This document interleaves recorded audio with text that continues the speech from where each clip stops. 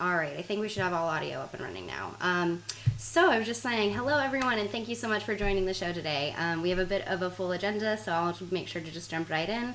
For any of you who have not yet caught an episode of the latest, this is a show that we're producing that we are putting out live for all of you to give you more regular updates on news and information as we get it related to policing and development, so that you can get some of the information that we are getting that help inform our understanding of these issues as we're reporting on them. So we want to make sure that we're giving you that information as often as we can, and this is kind of one of those ways to do it. It is a fairly informal show and is focused more on aggregating news stories throughout the city. So it's a little bit different than some of our other content, but I definitely think that it will provide a bit of insight and clarity into some of these issues that will help to inform some of the other reporting you'll see from us as well. All right, with that, we will dive right in. So if I did not already say, my name is Jalen Grisso, and I am the editor and one of the co-founders of Matter News and its parent company, Gray Matter Media. Yeah, just gotta always remember to do that. I forget about that part.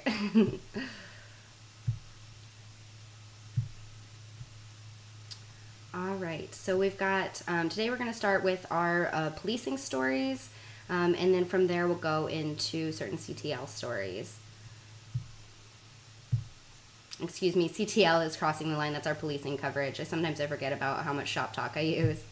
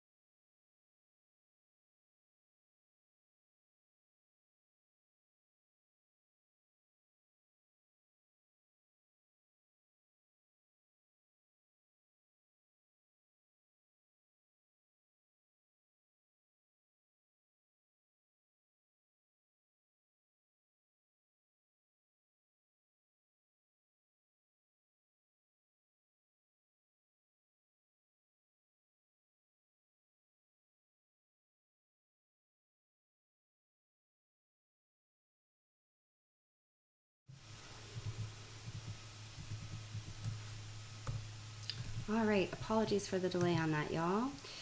So our first story for today is about a police officer that actually sued the city of Columbus for racial discrimination.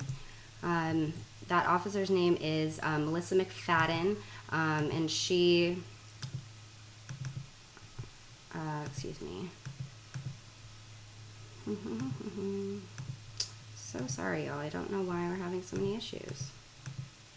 Always works in the tests, and then you get it here.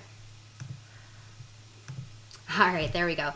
So Melissa McFadden is a black police officer who sued the city for racial discrimination in 2018 and was recently won a victory in that lawsuit and was awarded only $2 for the lawsuit, but overall claimed it still as a victory to show that there was a pattern of racial discrimination within the police force. McFadden in 2018 was accused of creating a hostile work environment and racial bias. And the racial bias was because she allegedly inflated a black coworker's performance report.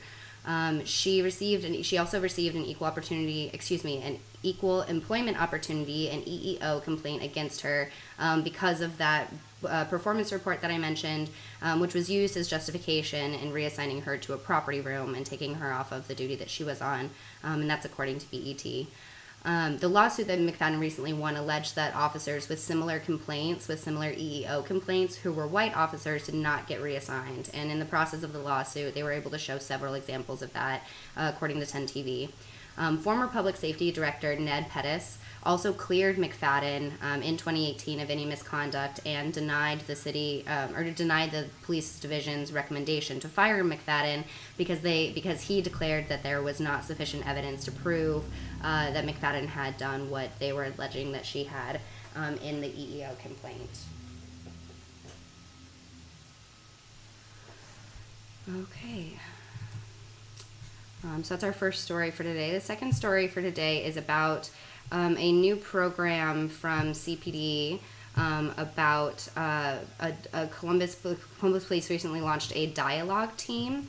That team is supposed to be able to, is partially created in response to the 2020 protests, where a lot of folks and a lot of peaceful protesters were tear gassed from Columbus Division of Police, among other riot control measures that were used, many of which have been prohibited by a recent city council ordinance, which I covered in my last episode. So another action in response to that is that Columbus Police decided to create these dialogue officers and create a new team that is a dialogue team of officers in order to create conversation or to try to create channels of communication between activists and organizers and the police. The idea is that I believe there's only 2 officers on the team right now, according to Spectrum News, and the idea is that the dialogue team will be able to kind of foster a dialogue with organizers and activists prior to an action, during the action, and potentially post to kind of help create a safer environment in the eyes of CPD. One thing that I do want to mention in this, though, is that they were announced earlier this week, and as well as the dialogue officers were announced and launched earlier this week, and they even had a dialogue officer at a sweep of an unhoused encampment that I'll cover here in a little bit. That was present there while activists were there as well, protesting the sweep. One officer on the scene told me that there was a dialogue officer there, but from my personal experience being there, as well as other members of the Matter team, conversations with activists and protesters, and even some conversations with police officers, it doesn't seem like that officer, the dialogue officer, was identified at all at the sweep on Tuesday. In several news reports, they've mentioned that the dialogue officers will be wearing bright blue vests that say dialogue officer to clearly mark and denote them from other officers, and I don't think that was the case on Tuesday from any of the reports that I've been able to gather. Activists and protesters also said that they did not have any communication with the dialogue officer prior to the sweep, prior to their action, which was heavily publicized beforehand, and even afterwards they have not had any conversations with the dialogue officers. So this is a new program that the police are launching, and they did just launch it this last week, but in the trial run that was already happening this week, it doesn't seem like there was a lot of dialogue happening between activists and that specific officer.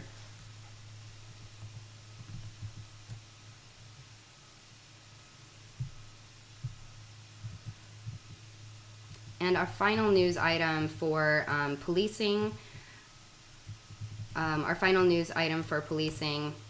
the Fraternal Order Police, which is the police union here in Columbus, is suing the city of Columbus on the basis that they denied an employee benefit to an officer who had an ongoing investigation for. Also, I believe it was EEO complaints, the equal employment opportunity complaints. The lawsuit claims and the police union claim that by prohibiting this officer from allowing the benefit, that the Columbus Division of Police is sending a message that whistleblowers will not necessarily receive protection from the police if they decide to whistleblow on their colleagues. There's a bit of a backstory to this that I'm going to try to walk through and make it as clear as possible, but as always, feel free to throw any questions in the chat for Instagram if you have any.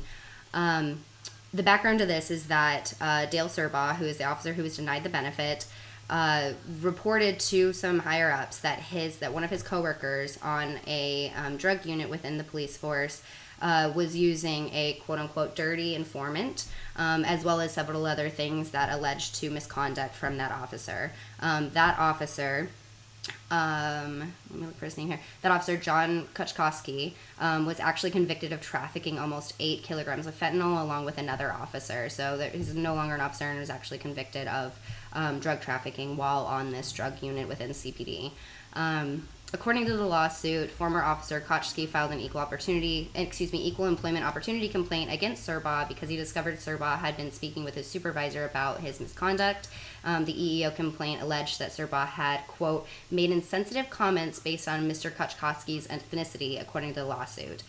Several other members of the unit Serbaugh and Kochki were on, joined the complaint, but the lawsuit claims that those officers later recounted their part of the complaint, the EEO complaint against Serbaugh. However, the city did deny Serbaugh participation in the retirement program. That was an incentivization program that you might have heard about from the city, where officers were offered $200,000 in exchange for early retirement. It was a limited list to 100 officers. And Serbaugh was denied access to that list, although he qualified for every other measure, except for having an ongoing administrative investigation, which was one of 3 criteria to make an officer ineligible for those benefits. So that was the justification that the city used to deny him the benefits, and now the FOP is suing the city, saying by doing that you're discouraging future whistleblowers, because the complaint that he had the investigation for was essentially retaliation for whistleblowing on his colleague is the idea behind that. All right, that is all that I have for our CTLs, our policing stories for the day. And we'll move on to our development stories for the last couple weeks here. So in development, probably the biggest news, and if you have seen our coverage, if you have seen our coverage recently on Matter, you've seen that we've been putting out a few different videos, and we also had some live coverage as well. But the first bit of news is that that a camp of unhoused folks on the south side of Columbus was cleared earlier this week. Those folks were set up at Here Park, and the encampment was home to about 25 people before the eviction. So that was cleared by the city and Columbus Division of Police on Tuesday. Organizers had originally planned for a press conference around 8 a.m. on Tuesday, but by the time I had arrived on the scene around 7:45, police and the city had already started moving folks out of the camp to start having the more heavy machinery come in and start clearing items. And so activists immediately sprung into action and weren't able to have that press conference. Camp sweeps often include issuing trespassing notices to all residents, demolishing remaining campsites, hauling the tents, blankets, mattresses, things like that away, and clearing weeds in the area.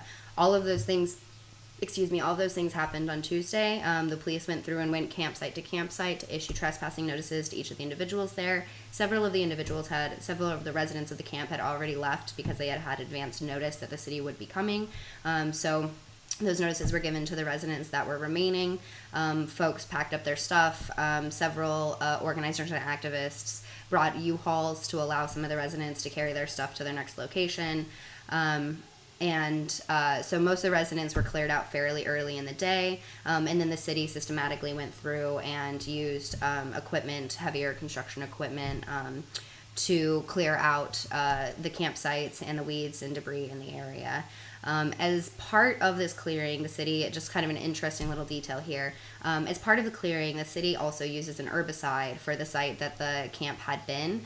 And the justification for that was that they were fighting against honeysuckle in the area. But when I asked city officials if they would be clearing other areas of the park that were very weed heavy and seemed to have the same issues in terms of weed overgrowth and would need spraying for similar things, the city clarified and said that they were only hitting quote-unquote problem areas, and made sure to emphasize those two words, problem areas, repeatedly to identify why and where they were spraying. The city works with a private company to do the clearings. That company is called Environmental Remediation Contractor, and according to the dispatch, the city paid more than $40,000 for the clearing of Here Camp on Tuesday.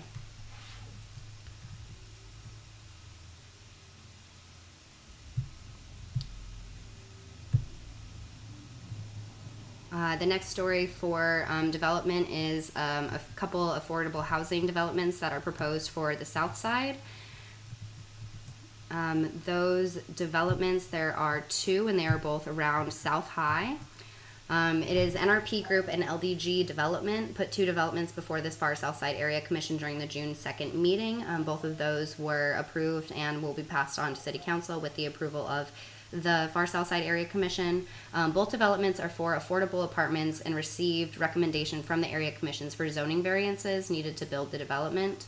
The NRP Group hopes to build 240 units that will have apartments for folks making anywhere from 30% to 80% AMI. For a single person in Columbus, that's about $20,000 to $50,000 annually. However, in order to build, the group would have to purchase the Rice Bowl, a Chinese restaurant in South High, and the restaurant owners or representatives for the restaurant owners said they don't have any plans to sell as of right now, according to the dispatch. The LDG Development Group is still, for that complex, it's still in the design phase, but it could house hundreds of units of 1 to 3 bedroom apartments for folks making 60% AMI, which is about $40,000 per year for an individual. Also on the far south side, will be home to a Google data center. There's been talks for this Google data center for quite some time, which also received quite a bit in tax incentives from the City Council. So if you've heard of this before, that would be why.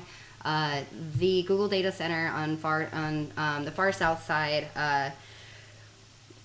very far south side, was expected to break ground in June, but actually broke ground a few months earlier than that. An interesting note here: when Google originally started scouting out the site and looking into tax incentives as well as zoning variances and things like that for the development of the data center, they actually used a shell company called Magellan Enterprises. So for quite a while, it wasn't clear that it was Google until quite a bit farther along into the process.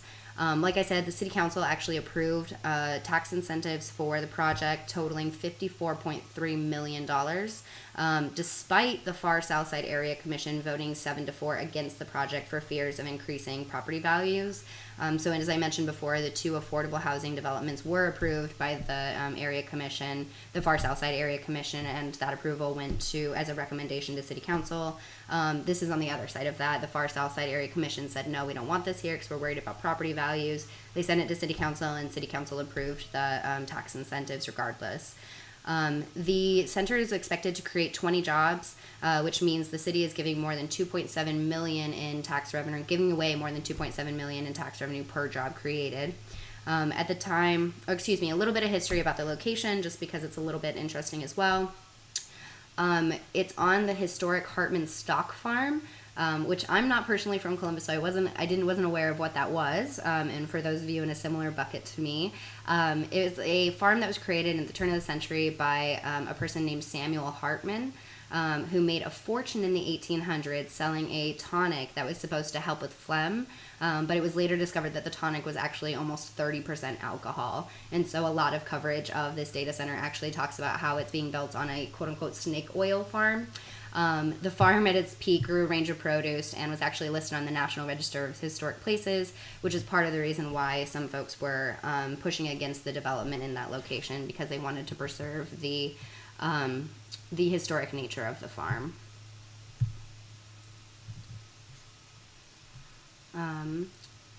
All right, and that is all of the news items that I have for you folks today. I will be back in a short minute with our guest for today. We'll have Jennifer Clark on from OSU to talk about smart cities and equitable development here in Columbus. So we will be back shortly with her. Thank you so much, and stay tuned.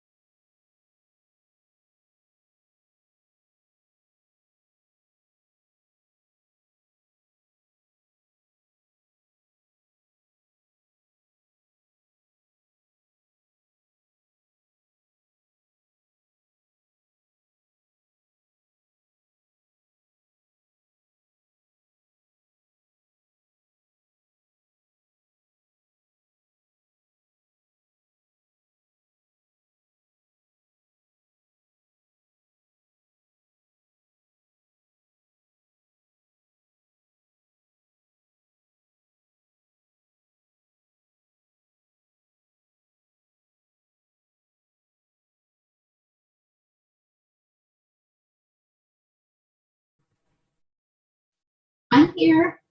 I can't hear you though.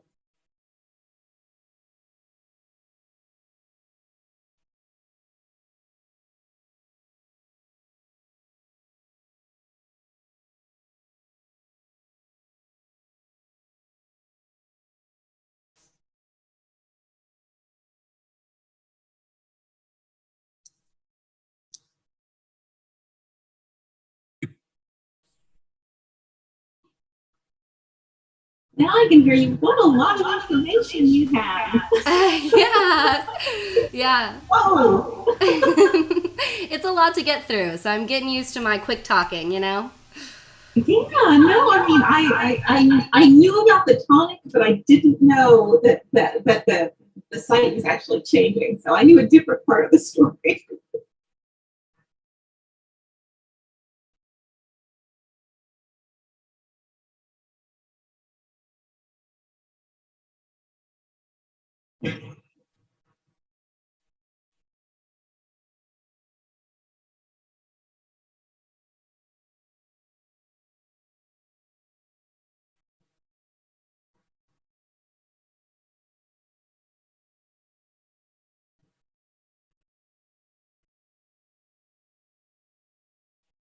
Sure. My name is Jennifer Clark. I'm a professor of City and Regional Planning.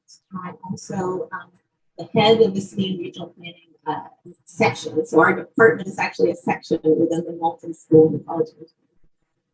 My field of expertise is regional economic development, and within regional economic development, we have a couple decades, you know. Within that, I started getting very interested in innovation and technology diffusion. That's where sort of my area within regional economic development. And about maybe 2015, 2014, I got very interested in how smart cities was progressing as a project, really from the perspective of economic development and technology diffusion, because to me it was very interesting to watch this sort of the set of private sector technologies migrating into this what we think of as a public sector space, which is cities, but is actually a much more sort of nuanced sort of partnership between the public. So that's why I got into it, and that's my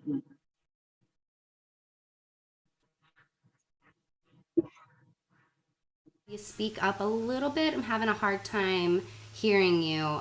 Just every once in a while, it's just a little hard to hear you. So maybe scooting a little bit closer, speaking up a little bit might be good. But yeah, thank you so much for that background. That's really helpful. So to kind of dive into this, for folks at home who may not be familiar, Columbus did win a Smart City Challenge, and so we'll be talking about that as well, and that's part of why we're interested in smart cities here locally. But before we dive too much into those specifics, can you kind of define for us what exactly a smart city is, and what that includes in terms of the kind of technology? Because I think folks have a broad idea of it incorporating new technology into city planning, but what are some of those technologies, and what does that look like in a tangible way? Sure. So the way the best way to think about this is to think about what we call ICT, which is information communication technologies. So the smart in smart cities generally refers to the idea of taking what we would consider more conventional or traditional infrastructure and embedding within it information communication technologies, which either enhance the services, right, make them better or more functional services, or provide sort of new services, right? So it's both the question of providing new interconnected services, but also taking existing services and sort of optimizing their delivery as well. And so you really have to think about it as almost anything can be. The smart piece is sort of the tech sector's language for embedding information and communications technologies into other systems, whether it's waste management or whether it's transportation or whether it's parks or whether in leisure. It's really embedding that capacity and that optimization. So hopefully that's helpful description. Yeah, absolutely. I think that helps. It's so easy with technology to get so mired in what exactly we're talking about. So I really appreciate I really appreciate that clarification. So in your latest book, Uneven Innovation in the Work of Smart Cities, which feel free to talk about aspects of that if I don't bring them up in this, but within that you discuss how smart cities, emerging technologies integrate into public services to bolster civic engagement and create opportunities to do such. But you do also argue that that urban development, which is directed by technology sector, leads to, quote, imbalanced access, opportunities, and outcomes. Can you tell us a little bit more about that? And then, if you know, I would love to also hear what you know about that kind of role in Columbus specifically and how that's played out here. Sure. To bring up a sore subject from this last week, if you think about what happened with the blackouts with AEP, this is actually a really good and instructive sort of moment to think about infrastructure and think about this question of sort of the uneven development of infrastructure. So if you think about this, one of the things that AEP has been saying about the brownouts, blackouts that we had was that they had sort of turned off places that were older infrastructure, that was their rationale, was the older infrastructure. It wasn't that they were targeting specific neighborhoods, but it was the neighborhoods that were shut down were the ones that had the least sort of robust and resilient grids, right? And that's their, but it was a technical explanation. But of course, that technical explanation comes with embedded inequalities, right? Is actually evidence of the embedded inequalities. So one of the things that I caution about in this book, talking about smart cities and how the deployment of smart cities is going to move forward, is maybe let's think about how we did previous infrastructure rollouts and how we weren't really equitable in how we did those either. So if you just roll out a new set of technologies on top of an existing technology, what you're going to get is magnified inequalities, right? People who lost their electricity also lost their access to their internet at the same time because their modems went down. So just as an example of you lose connectivity in all of these different ways when your underlying infrastructure is substandard in the first place. So rather than thinking about this as just like, hey, let's just upgrade and thinking that gets us all to the same place, it doesn't get us all to the same place. Having a deliberate conversation about how what our minimum standard level of services is going to be gets us it starts a conversation about backfilling some of that capacity rather than just layering inequality on top of inequality on top of. So I think that it was actually sort of instructive to see, not to say that it wasn't also a tragedy, but it was instructive to see that this question of the electricity failures, because it again highlights the fact that we're all not starting from the same place when we talk about deploying new technologies. We're coming from an uneven space to begin. Yeah, that's really helpful to understand. And I've definitely just in reporting development in Columbus, I've kind of gotten that impression before that things like the Smart City Challenge and having, like automated vehicles that can drive downtown and things like that feel like we're trying to run when we're not even walking. Like we are trying to solve problems that are so far ahead of where we actually are, and that we do need to kind of address that base layer before we get to that point.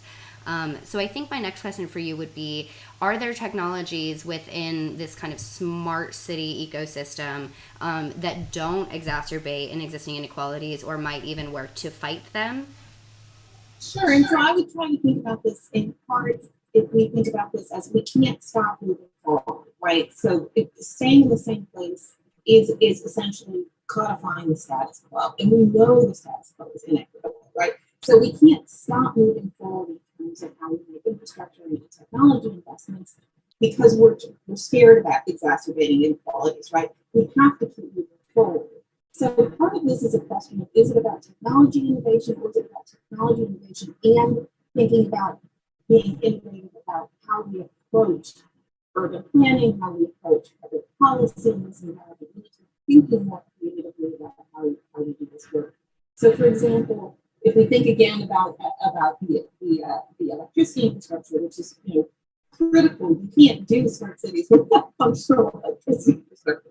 So one of the things to think about here is that when we talk about investments in cities, we have a very different understanding of what operating investments or operating costs are versus capital costs, right? So when we think about something like, if so just as an example, again, a Columbus example, so after the electricity went out, in my back alley, I started to hear pops, and I've lived in cities long enough that I know what some of these pops are. They're actually transformers blowing. So I look out in my alley to see the transformer, which is on fire. It's blown up and it's literally shooting flames all over the alley, right? And it's an old transformer. And the way that these things work is that you replace them when they break. You don't say, wait a second, we have a new technology that will actually optimize the entire system. This is a capital expense we need to do. We're going to do it right now, right? And if we actually start thinking about making capital investments to improve the baseline, that's a different set of money than the operating costs for replacement, right? So when my transformer blows, it comes out of a replacement budget, not an infrastructure upgrading for the entire system. And that's how you get these little pieces of something being better and something being worse. It's because of when it breaks. It's essentially because of when it breaks and when it gets replaced. So it becomes this hodgepodge system, right? Instead of saying, you know what, capital investments are critical for equality, for access. And that's the difference between something like a federal DOT bill. That's what's different about that, is because that's the amount of money it takes to make the capital investments in cities that we need. And then that operating budget from the taxes, the general sort of operating question. So, when we think about this question of smart cities for Columbus, and winning the Smart Cities Challenge in the program 2016, the idea behind that, it was Department of Transportation money. So it made sense that that was about demonstration projects around transportation, not about electricity, not about parks. It was about the DOT priorities, right? If there had been allocated funds for smart cities as a more general set of demonstration projects, there would have been more question about what you could use it for, right? Columbus did a pretty admirable job, in my view, of connecting the DOT piece connecting it to questions of infant mortality, public health, and water access to disadvantaged neighborhoods. They did more of that than a lot of other places that were part of that competition in the 76 other cities, right? Which is one of the reasons that application was approved, and one of the reasons that Columbus won that was that the connectivity to inequalities and was embedded in that, even though it was spending a lot of time talking about things like automated vehicles and things that we think of as like, well, really, but mitigating inequalities, right? And so, you saw them try to do that within the constraints that they had, and even the deployment of those funds did try to continue to prioritize those, even though it was a very constrained set of options that were essentially allowed from the president before this administration. So can you actually mitigate inequality by investing in automated vehicles? Probably not, right? Probably not. Can you think more creatively about how to do these things? Yes, and that was the idea of the pilot projects. What's really disappointing about that pilot project in Smart Columbus is the fact that we haven't seen it actually rolled out more broadly in other places, right? So the idea that Columbus was a good demonstration project for the rest of the country, I think that's actually true. And if you think about where we are in terms of being representative in so many different ways in Central Ohio, we could have been a great demonstration project for places all over the country. And that was the original intention, and maybe we could still do it, right? But the idea wasn't for us to make the model in Columbus and it was going to be the same every place. The idea was for us to sort of work out some of the original, in how these deployments work. And then other communities all over the country, those 76 other communities, would figure out how to tailor for their needs, for their communities, the best way for communities that meets their needs. And it wasn't going to be a one size fits all. It shouldn't be a one size fits all. So the nice thing about these technologies is they are, they're flexible, they're resilient, they're supposed to be flexible, they're supposed to be able to tailor them to your individual needs. That's how they exist in consumer markets, and that's how we should work for citizens. No, that's a really great point too, and I think that that is one of the only ways that we're actually going to solve some of these structural inequalities, right? Is by really looking at the individual circumstance, like what is happening here in Columbus, and there might be lessons to be learned for Detroit and Milwaukee and Chicago, et cetera, et cetera. But that doesn't mean that what's happening here in Columbus is exactly the same, right? Or that there's a one size fits all solution to it. That I really also really appreciate you bringing up the point that Columbus specifically like looked for trying to remedy some of these inequalities in their application. It was part of the reason why they were approved. Do you know what the progress in that has been? And so, as a little bit of a background, the Smart City Challenge was won by Columbus in 2016. So it's been what 5-6 years since then. Do you know if they've had much progress in any of those outcomes for the inequality they were hoping to kind of combat against? I know you mentioned infant mortality and a few other things. What has the success of that looked like? So the evaluation, they did commission evaluations on the some state implemented. All sort of 8 of the implemented projects, none of them failed to meet their goals, but not all of them met their goals.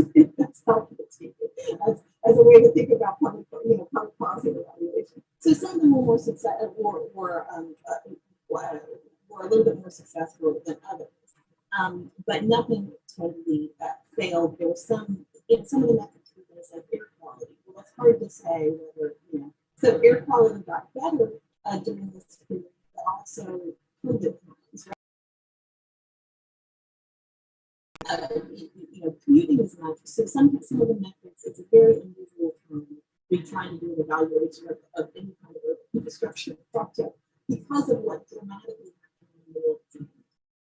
So, the question about how to evaluate smart homeless is really hard because even though they do that hard anyway, right, because it's a novel project, it got even harder because we've got this exogenous shock, as we say in the business, this exogenous shock method, which was COVID-19, which changes the measures sort of. So the question, so one of the things I think is the most interesting about looking at smart homeless is questions about the right, is instead of looking at something like COVID as an exogenous shock that makes it impossible to think about how to measure the outcomes of these implementations, like smart industry and set of implementation. I think it's instead a really interesting opportunity to look at how agencies pivoted because the needs changed. And this is really, I think, important because we're so invested in not wanting to make change because we might make mistakes, but we forget that change is happening all the time. And we actually have to be really able to think about change, not necessarily embrace it, not necessarily embrace a pandemic, right? But we do need to understand that we don't have to choose the changes. Like we do have to understand. So things like the unpersoned, I should say, the autonomous shuttle delivering food rather than actually being for community people. That's a pivot that I thought was really important at the time where we needed to have grocery delivery. The same sort of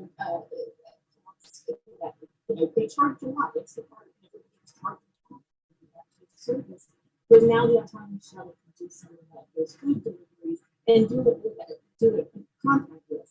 That's a smart pivot, right? And I think when we do talk about smart, setting aside the ICT definition, the other part is just how do we think about tailoring our responses, our tools, our resources for the needs of people in real time. And to that extent, I think that it would be nice to look at smart homes from that perspective, from the perspective of what were the pivots and how can we actually enhance those pivots so that we don't get so wedded to a particular structural implementation that it no longer fits our needs, right? Because these are long-term projects, as you say, 2016 is 6 years, things change. Yeah, absolutely. Which is like part of the difficulty, honestly, I think with the public sector in general, is that a lot of times things move pretty slowly. And when you're talking about a lot of these kinds of social inequalities, there are issues and aspects that change. And like there's got to be a certain level of responsiveness there as well, right? Um, So one of the ways that I was curious about how smart cities affect urban development broadly, and I don't know if this would be super applicable in Columbus because the Smart City Challenge was through the Department of Transportation, like you mentioned. But what does this look like, this process of incorporating technology into urban development? What does it look like for housing? And specifically looking at this kind of affordability crisis we're having, and some people would say like crisis of lack of just options and like underbuilding. How does smart cities factor into that kind of part of urban development? Yeah, I think this is a really interesting question, and I think part of it is challenging because um, smart cities really didn't start with urban planners. They really started more as a project of the tech sector, essentially trying to establish a new market for existing products. So if you think a lot about what the tools and technologies within smart cities are, many of them exist in other formats, right? They either user markets, other consumer markets, and this is a set of applications that's being applied to cities or cities and regions more broadly. So it wasn't originally set up as a bunch of as having urban planners or people who are concerned about urban housing being part of the design of the implementation of smart cities technology. So when we ask questions like, okay, what are the most pressing problems that we see from the urban planning, from the city sort of perspective, from the citizen perspective, one of the big ones really is affordable housing. It's gotten more and more intense over the course of sort of the 10 years that smart cities has been implementation. So there are a couple of places where smart cities can be doing. One is in the sort of facilitation of community engagement, right? So community engagement is sort of I don't want to say antiquated environment, but you think about the public meetings, you think about set up public meetings Tuesday with the city, set up or the neighbors set up. So you say, wait a second, I'm doing things that set up on Tuesday night.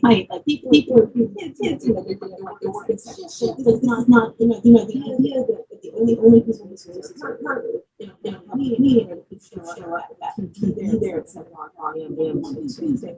The thing that's really nice about it is the community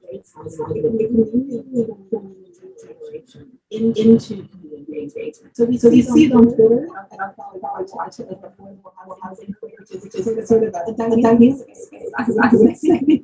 But the way to get those comments, those suggestions, and engagement, so it's a geographic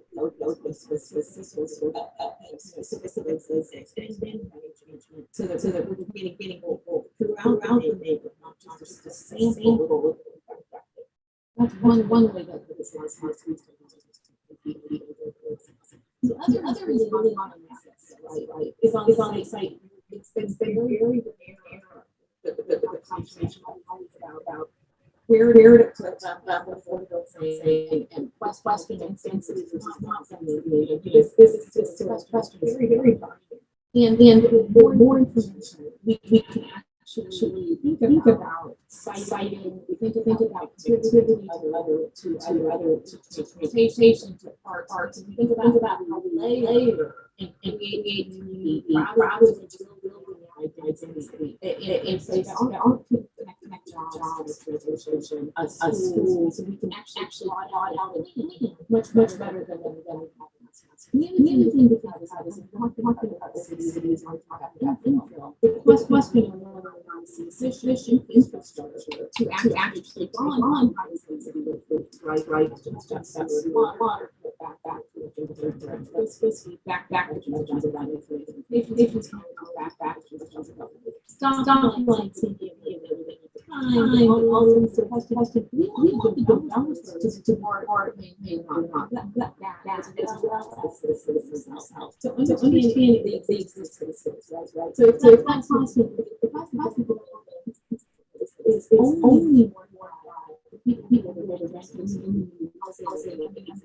taxpayers. What's the development thing? Right. So it's the right cost to the developers is partly on the question of infrastructure to make housing appropriate to the work and also to not actually blow out marginal costs.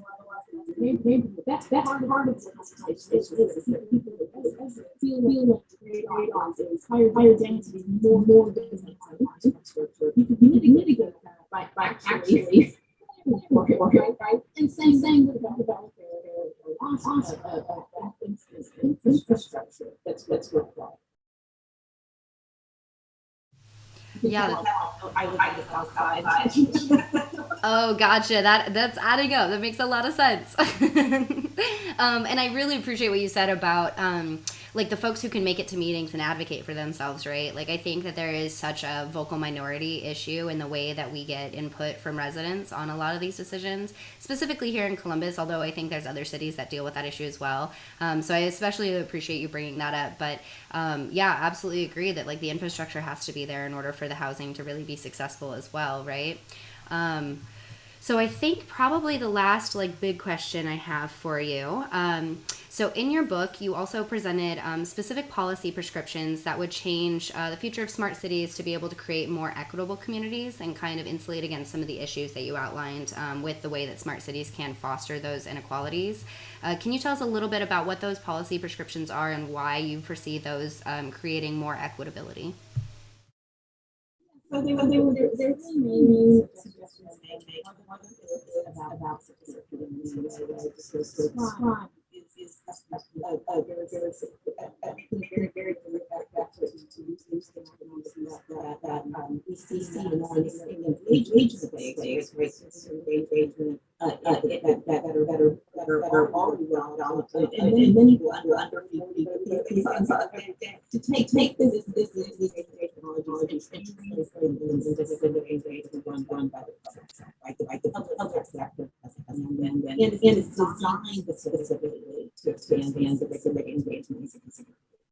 That has been fascinating, and just it's something that really been in terms of engagement. I've been teaching for many years, and one of the things that really changed among my students in the last, I would say like 5 to 6 years, is this sense of agency that students have. When I first started teaching, students come to the city and roll their eyes like, well, I guess it's going to be like this. There's always going to be problems, and this kind of attitude, like this is how it is. And now students feel like they can make change, like they can make change, not just as literally as a citizen, but they can actually, they want a better place. They can use voice. They have a great voice and that. We really need to expand. We need to expand that sense of being able to make positive change as being changed as specific to the community. Another point that I bring up really talking about to do with the cities. We spend a lot of years sort of outsourcing a lot of things and deciding what we need government and what the lowest tax possible. And part of what we almost did that was the city advocate us as citizens within our city. No things about like, well, this investment makes sense. This community is a good idea. This goes up. We need those people who work for us in the city. We don't need them outsource some private people that might be trying to sell that technology to us, right? Many people who are sitting there have that expertise who are part of the sector who really are making those evaluations and sit at the table with any tech sector salesperson who comes around and they say, no, not here. Or yeah, let's do that. That is a good idea. And then the third thing that I advocate is really restricting the abstract of data governance, which is when really it sits serious about how we protect those citizens. That's a question I see and more with extraction. We have this idea that data is the industry. Data being all because it runs everywhere. And the issue is like, do the people who extract the data, should they own the data? Right? So just because the e-scooters, the company that runs e-scooters, should they be able to own the data about where you like that doesn't necessarily make any sense. And the same thing with Congress. So there's a question about should cities actually exercise some jurisdiction to own data about citizens within the city, within their boundaries. what would it look like if we started actually saying, no, don't just take data on our citizens and go do it. And you see this with GDPR, and you see this a little bit in California is based there are actually ways that citizens and states can start limits data extraction about that and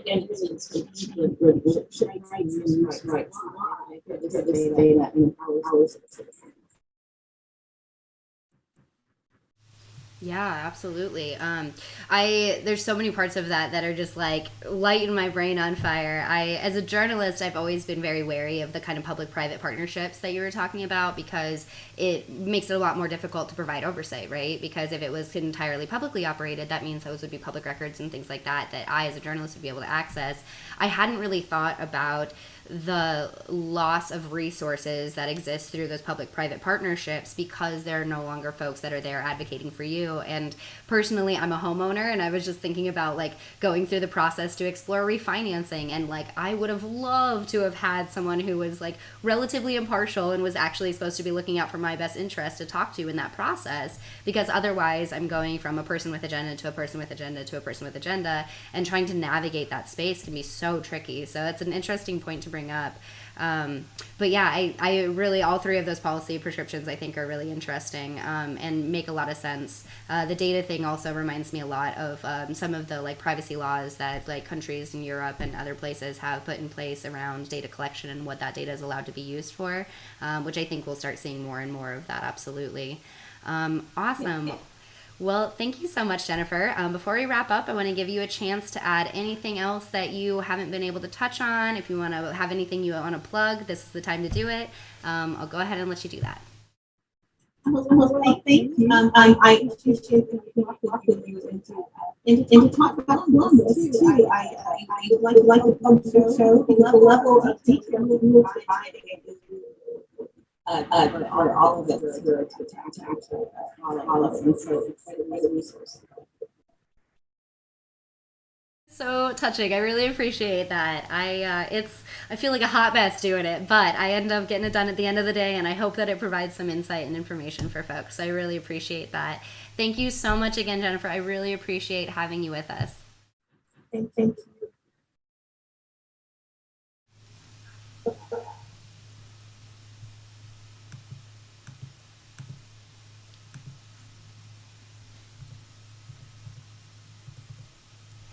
Alrighty, folks, and that is our show for today. Thank you all so much for joining me.